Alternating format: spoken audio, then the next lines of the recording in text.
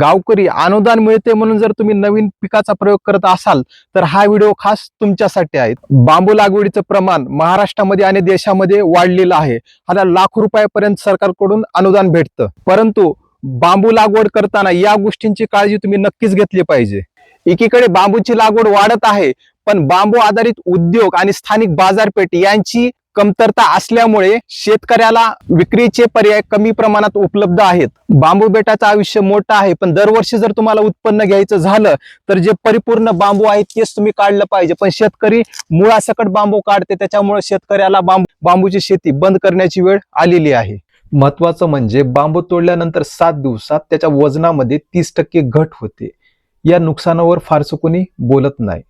जर तुम्ही मानव वेल जातीच्या बांबूच्या काट्या तयार करून विकल्या तर 3.5 ते 4 रुपये किलो दर तुम्हाला मिळू शकतो.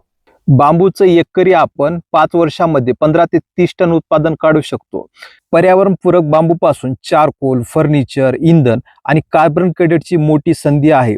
जर सरकारने राज्यात वेगवेगळ्या ठिकाणी बांबू क्षेत्रात कार्यरत व्यक्ती, शेतकरी, संस्था अशा विविध लोकांना एकत्र बोलून कार्यक्रम आखला तर ही एक मोठी इकोसिस्टम बनण्यास मदत होईल.